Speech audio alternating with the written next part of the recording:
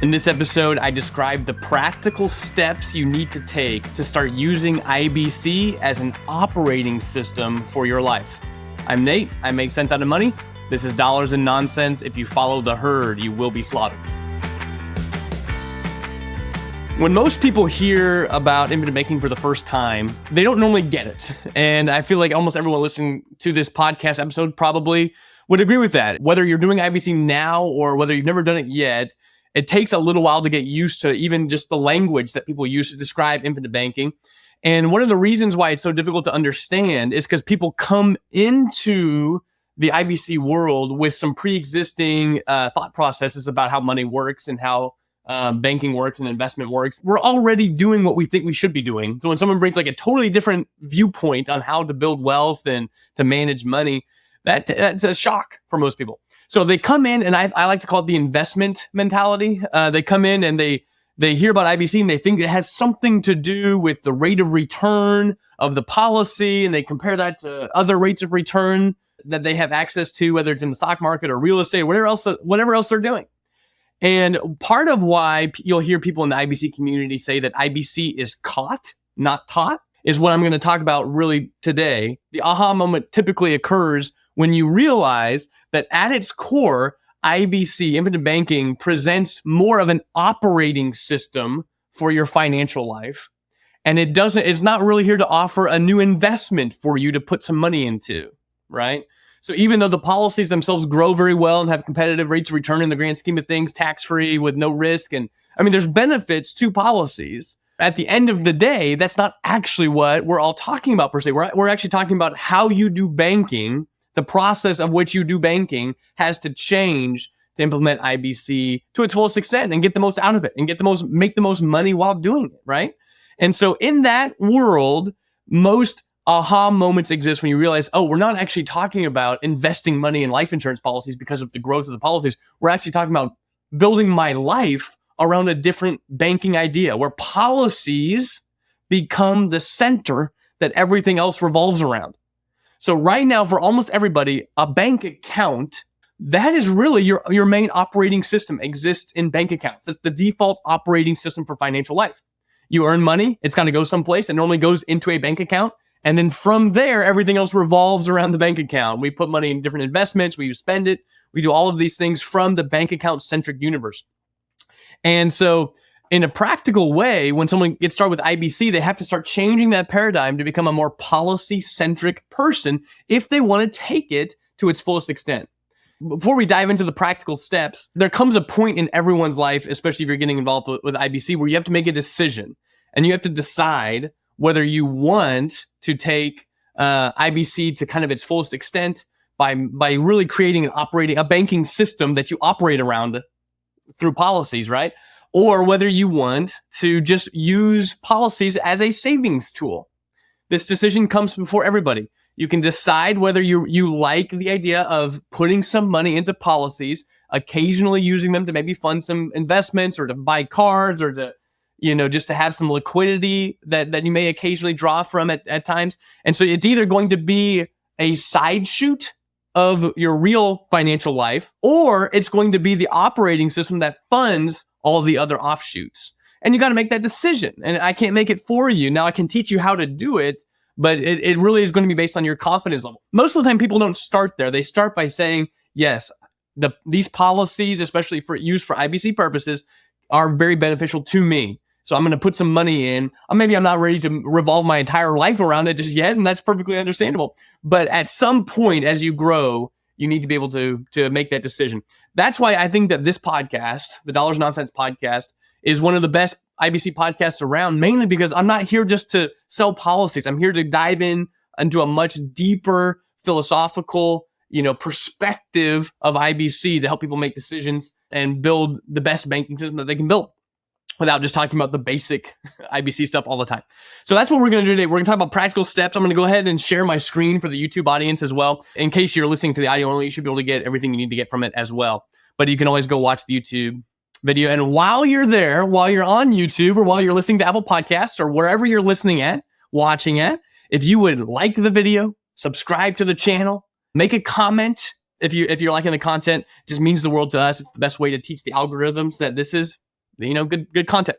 So let's go ahead and dive in. This is the best way that I've come up with to teach people to run IBC and their policies as their main operating system. And if you try to cut corners in this, you'll end up making mistakes. This makes sense out of everything. So in this whole model of IBC, I feel like everyone should really have 3 bank accounts in your life.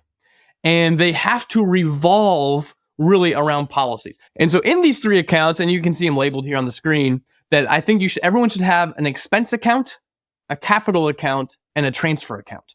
So really 3 bank accounts, each would serve a very distinct purpose. So that you need to have an expense account, a capital account, and a transfer account. And each one of these is going to serve its purpose and not any other purposes. Because if you tried to blend these 3 distinct purposes, which we're about to dive into just one account, you'll never really know how to run your IBC system. And so these all are going to essentially revolve with policies as their core. So let me go ahead and describe to you kind of a scenario. Let's say we have somebody who's going to earn $200,000 of income per year.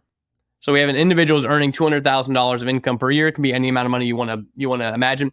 And that amount of money, just like pretty much everybody, is going to be deposited as either you own a business or whether you are a W-2 employee.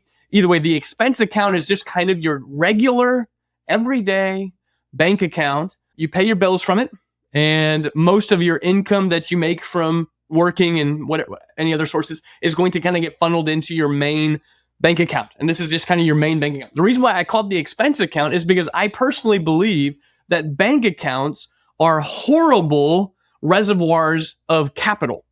That really, we use bank accounts for things that we shouldn't use them for. So I think if we started to realize that, hey, this main operating account that I have, whether it's for my business life or my personal life, it really should just exist to pay my expenses. I don't want to leave capital in these bank accounts. I actually want my capital to flow into policies. So capital is the money above and beyond what you need to pay the bills and pay for overhead in your business. It's the money that's accumulating in your life that you're not spending on your lifestyle or on just typical expenses that would operate for you personally or for your business. So capital accumulates in bank accounts, and then we decide what to do with it. The biggest change that you need to make to really practice IBC, where IBC becomes your operating system, is to transition capital out of bank accounts and into policies before you use them. And then just leave bank accounts for short-term flow of money, essentially. So we're going to say this $200,000 income is going into what I call the expense account. And really, you don't want to leave more than a couple months of expenses in this expense account. So if this person spends maybe $10,000 a month or something like that, it's $120,000 a year. Really, you only want to leave in this expense account maybe $20,000 to $30,000, kind of at a max for most people. That's all that should really be in this expense account. And from this expense account, we go ahead and we spend our $10,000 a month, lifestyle expenses, mortgage payments, car payments, all sorts of fun stuff like that, vacations, whatever it is.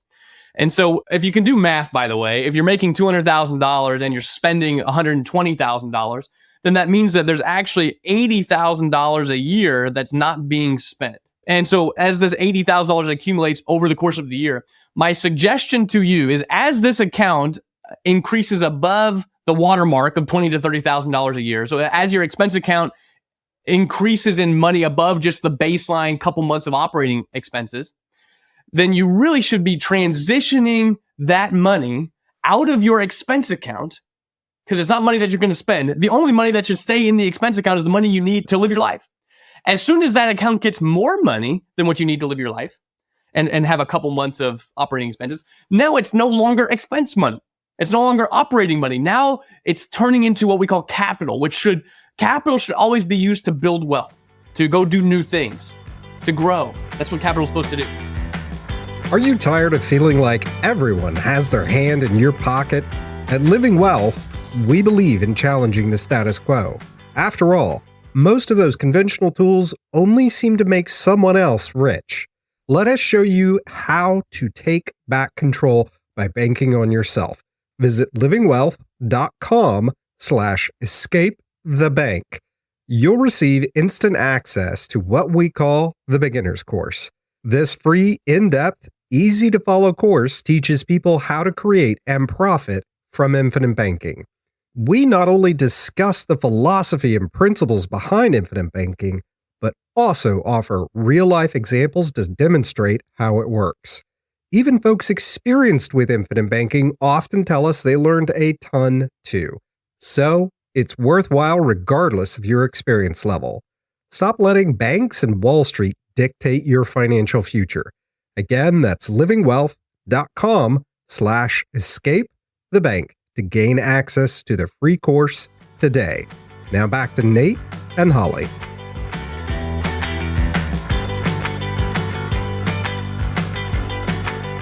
So we transition this money to your capital account, and the capital account has one job.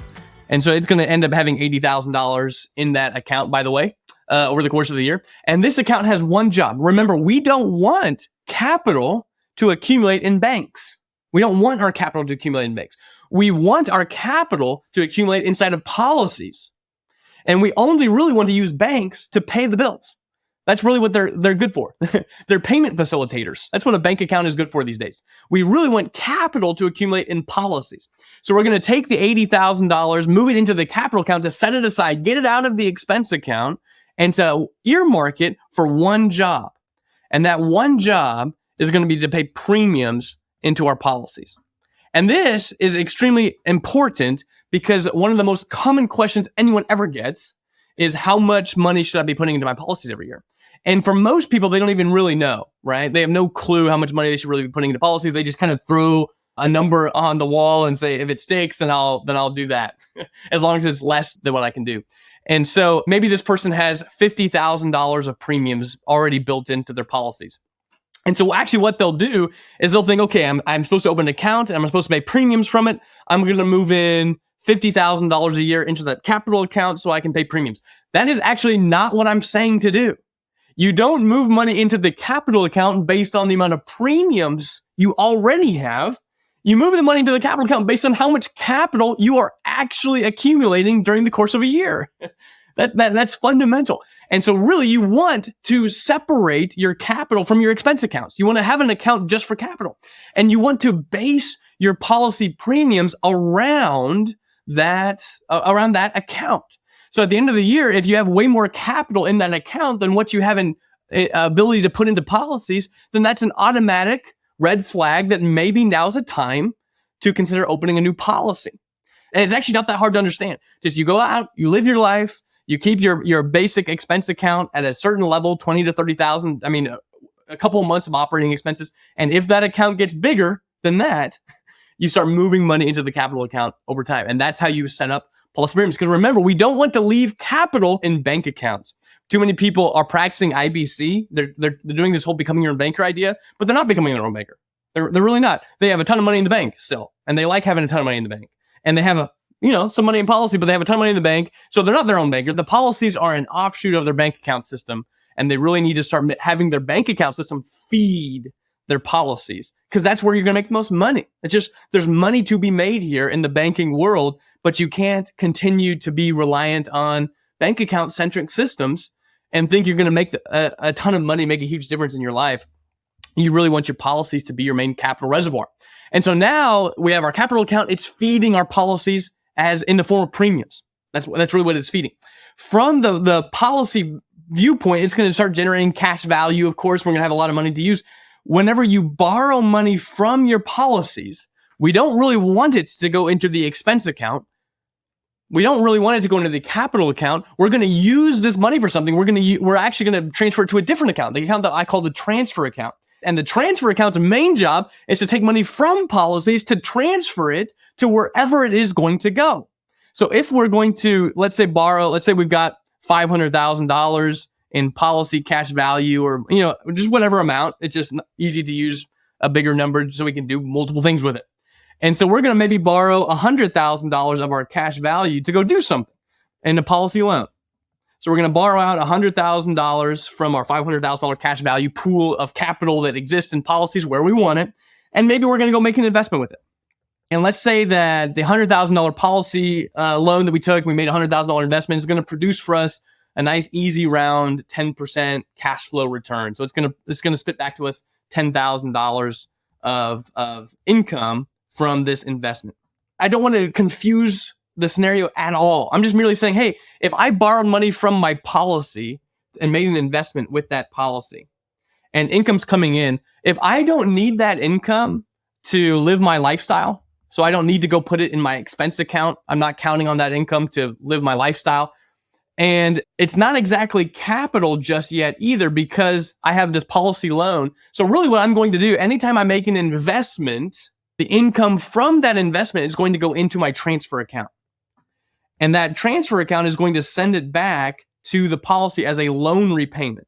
Now, I say that because let's just play this out logically. Think logically with me. It's not that difficult to follow along logically. I have a $100,000 loan out. It's spitting out $10,000 a year of passive cash flow, but I end up selling this asset years down the road. Maybe I hold it for 10 years and it's produced $100,000 of cash flow and I've paid a chunk of this policy loan back through the transfer account. So it's been moving money to the transfer account. I'm sending it back to the policies.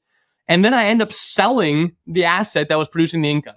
And I get a windfall now. I know the policy loan will have interest. So maybe if I put in 100,000 and it spit out 10 grand a year for 10 years, and I received 100,000 back, maybe with loan interest and different things like that, maybe the loan balance is something like, $40,000 at the end of that time frame. It's probably less than that, but we're just spitballing here. So let's just pretend that there's a $40,000 loan balance left on this loan, quote unquote, that I've been paying down from the investment cash flow. But then I sold the investment, and so I can pay off the $40,000 loan balance. But what am I going to do with the $60,000 of additional money that's going to be sitting in my transfer account that I can't use to pay back that policy loan? It doesn't exist. The policy loan's already been paid back, a big chunk of it, by just the cash flow. Well, of course, now that $60,000 becomes capital to me, right? So now it's moving to my capital account, and maybe I'll end up using it to open a new policy or fund a paid up addition right of premium or whatever else I'm going to do. And so if you set yourself up with these 3 accounts and you start following this process where I have an expense account, it pays the bills. Anytime that account exceeds my basic account balance that I want to keep in there, a couple months of operating expenses, I know I need to start transitioning money each month into the capital account. At the end of the year, I'll realize how much money I've accumulated. And I'm going to base my premium levels off of that, not based off of some random number, based on actually what capital is accumulating in my policies. The same thing goes for the transfer account. Anytime I borrow money from the policy, I want it to go into the transfer account, and then it's going to go do something. It maybe go invest money, but let's pretend like instead of using the transfer account to invest money, we're now going to use the transfer account to pay to do something more personally. So I'm going to borrow maybe $50,000 out of the policy, and I'm going to use it to purchase a car. So it's not going to be something that's generating the income. It's just maybe I didn't want to go to the bank to buy get a car loan or something like that. So I ended up using my policy to do something more personal. So the same thing occurs. Instead of me putting $50,000 in the transfer account and then going out and investing it, I'm now actually going to transfer the $50,000 into my expense account to buy a personal car. Now, the reason why I say this is because cars should just be a part of your life. They're a depreciating asset. I'm going to have to buy a new one day. So I'm either going to be storing up money in my own accounts to buy a car in the future, or I'm going to borrow the bank's money and make payments to them. So the reality, what I'm trying to bring up is that inside of the $10,000 a month of spending that this person is doing, built into that amount is really what we call car expense. We all have to buy a car sometime. So inside of your expenses, there's going to have to be some sort of itemized amount for the fact that you're going to have to buy a car. So either you're going to set it aside or you're going to borrow money. In this case, though, what some people will do is maybe they don't have a car loan. They drive their cars for a long time. Maybe they borrowed money at one point to buy a car, and then they end up they borrowed money at one point to buy a car, but then they ended up paying it off, and now they don't have a car payment. And then they feel like as soon as they borrow money from the policy that they're going to have this new car loan with this payment that they don't want. And what I'm trying to say is the payment's always there. The payment's always there. The cost of having a vehicle always exists. And so essentially all we're saying is whenever you borrow money to buy a car, the payment back to your policy should go through the transfer account back into the policies. You don't want to put what should be going to car payments as capital in your system and then pay premiums on it. You really, for a depreciating asset like this, go ahead and use your expense account money to pay back the car, just like it would be if you were borrowing money from somebody else to purchase the car.